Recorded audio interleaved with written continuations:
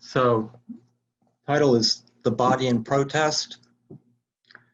We've heard and used the phrase the naked truth when seeking to establish the unadorned truth,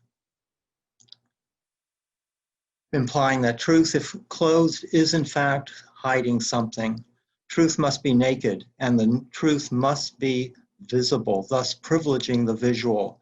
Its very visibility makes truth truthful. The phrase, put your body on the line, is a trope dependent upon visibility. It turns commitment into a visible object, your body.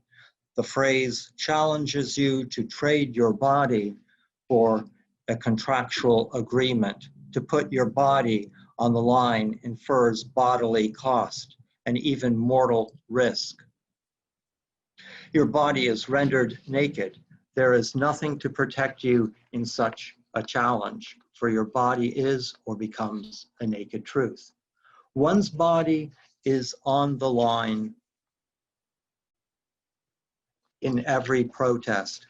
Taking then the idea of the naked body as truth, I'd like to look at two sets of images from recent protests since the murders of George Floyd, Breonna Taylor, and Daniel Prude.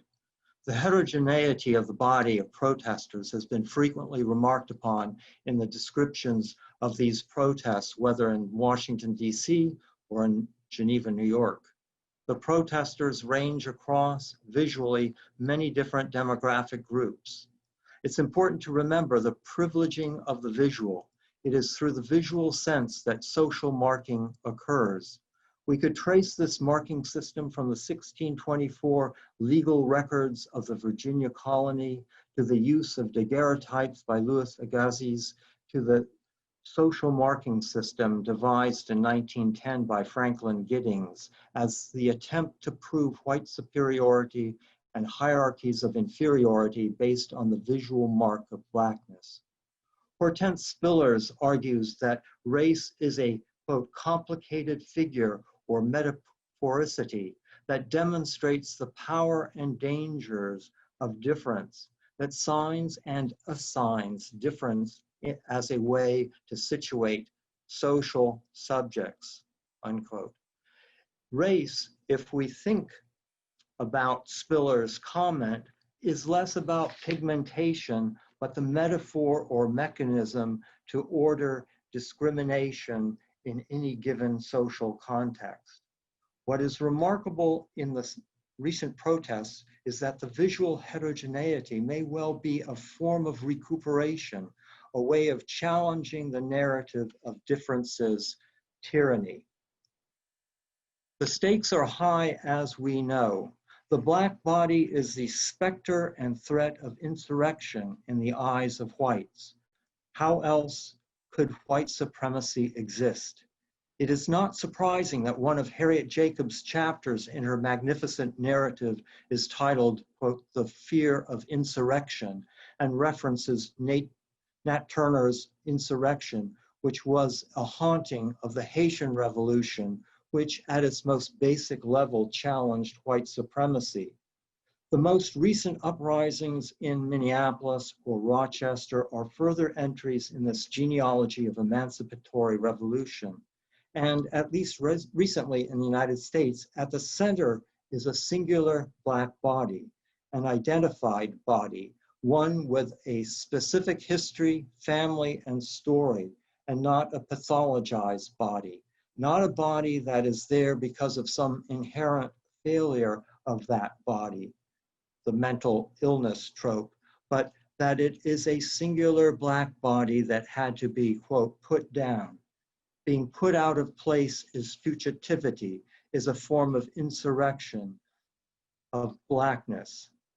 Being out of place is fugitivity, insurrection, Blackness. So I turn to two examples from this summer's protests. As we watched events in Portland or Rochester, most of us watched them through the camera lens. I did. So I'm looking at specific events in a peculiar way, one that is from the onset framed for me, whether it is the line of sight, the selection and editing, the lighting, the accompanying narrative, or the afterlives of commentary. I'm also looking at these images from my own location, imagined and physical, historical and social. Late in the evening of July 18th, in Portland, during protests in support of Black Lives Matter, a young woman appeared naked except for a mask and cap and confronted a line of police. The so-called naked Athena image became an internationally recognized image, circulating not only in newspapers, but across social media where some question its veracity. The image is indeed sensational. It is an intentional visual sensation, described as white or of ambiguous racial identity, but not Black. Commenters attempted to fix her in a specific racial category, as though that would either validate or jeopardize her action. In the most widely reproduced photographs, we see her from the back, her arms upraised, her legs parted and spread. Beyond her is a line of a dozen police, complete with shields, helmets, and arms. She is literally sitting on the white lines of the crosswalk. Jen, as she called herself in a subsequent interview, said this was a performance, perhaps not intentionally scripted, but improvised based on her own aesthetic practices. Quote, "My nakedness is political and it is my expression," unquote. The image suggests the devouring woman, Athena, yes, but also Medusa. Again, the image and the commentary in its afterlife shifts the focus from police brutality and Black Lives Matter to tropes of the emasculating female. She appears as the naked truth, speaking truth to power, yet what is that truth she embodies? Is it a form of bearing truth, or is it a form of spectacle, of performance? The second set of images is taken from the recent and ongoing protests in Rochester, New York, after the release, after over 5 months of refusing to do so, of body camera footage showing the police murdering by asphyxiation on a late cold March evening of Daniel Prude, as H has described it. A Black man, unarmed and naked. The protests are in fact a reaction to the naked truth of a Black man's death as captured on film in the form of images. Here are images of 2 events that took place as part of the larger protests, themselves a bricolage that included music, poetry readings, the sharing of food, medical advice, voting registration, learning, and rehearsing chants, and yes, marching. And the response, the stuff of newsreels, tear gas, and the response is the stuff of newsreels, tear gas, pepper spray, glaring lights, and burning structures. The 2 images are of naked or barely clothed protesters with spit hoods on their heads, silently, at least that is the effect of the images, confronting the Rochester Public Safety Building and with the larger group, City Hall. The viewer is placed behind the line of protesters in both images so that we are positioned with and in support of them as they confront the silent monuments of the state. What is interesting here is that these are the bodies that are or pass as white, except for one person in the smaller September 7th protest.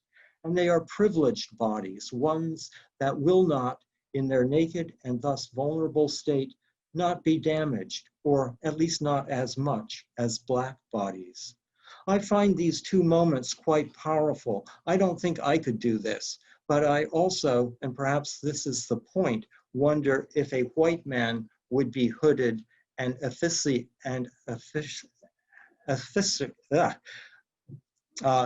choked, easier word to say, on a cold March street. On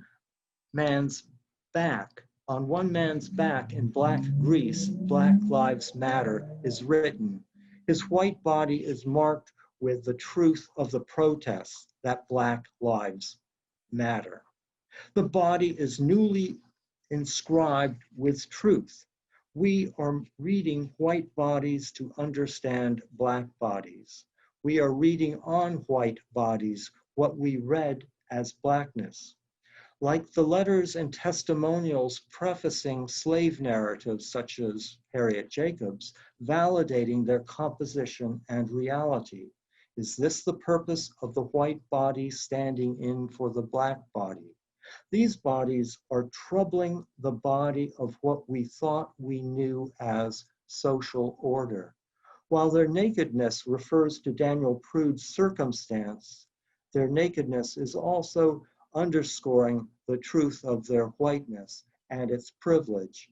It's the truth, in all likelihood, that they have never been damaged in the ways black bodies have been. The difference is indeed the point. The larger picture photographed is photographed in front of the City Hall in Rochester on September 10th, and it confronts the political failures of the city as the other group confronted the failures of policing and responsiveness to mental health crises in front of the ironically or failed name, the Public Safety Building. Both groups perform a memorial to Daniel Prude. In a sense, they are the combination of Antigone in mourning and her dead brother, the unburied Polynices, the insurrectionary brother. Mourning becomes the performance of memory. Mourning becomes also insurrectionary. Antigone mourns the unburiedness of Polynices, as that is the metaphor of the failed state. The protesters memorialize and mourn Daniel Prude as his death represents the failure of the state. His death is left in a state of unburial, in that the footage of how he came to be murdered was not revealed, or ironically or perversely buried in silence and lies. This unburial represents the genealogy of disposability. Some people are not worth burying, according to the state, not worth remembering, not worth an accurate account of dying. Should we be concerned about the whiteness of the protesters? Or is that the point? Suddenly the very people for whom blackness is historically disposable, essential workers but replaceable, takes the symbolic place of the unburied, hooded, and choked. I would argue here that in some ways the political is being recast as radically aesthetic in that this becomes a performed memory. It is a readable performance in that it sets in play a series of associations that further the specific intention of calling the state as failing. Watching the footage of Daniel Prude's death, I recalled Abu Ghraib. Looking at the protests, I saw it again. The hooded prisoners of Abu Ghraib who were subjected to torture, sexually brutalized, and all kinds of humiliation.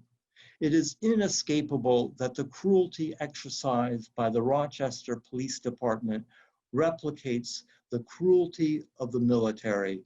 In the first instance, it confirms the state's fear of the insurrectionary black body, even in his, her, their most vulnerable condition, perhaps because of his, her, their vulnerability.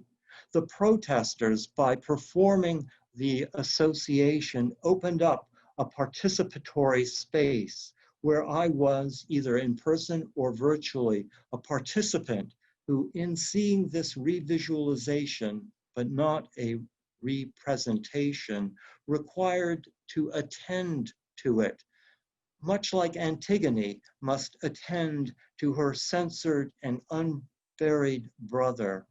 In the image of this abject and hooded, we see the naked power of the state replicated again and again.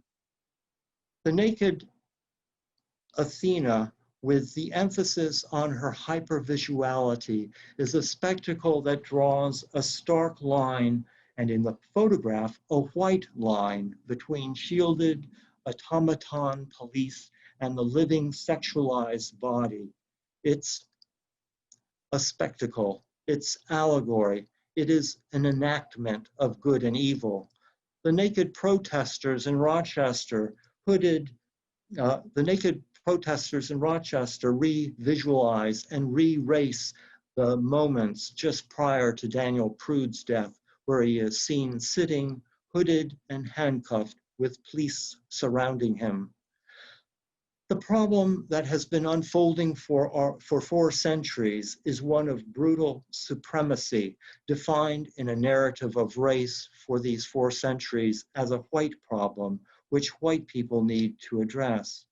Toward this end, the protesters in Rochester or Portland or Geneva contest the signing and assigning of social roles and values, the contestation of ontologically different categories, or even the lack of an ontological status, of phantasms and of mythic violence with their bodies, with the naked truth of those bodies.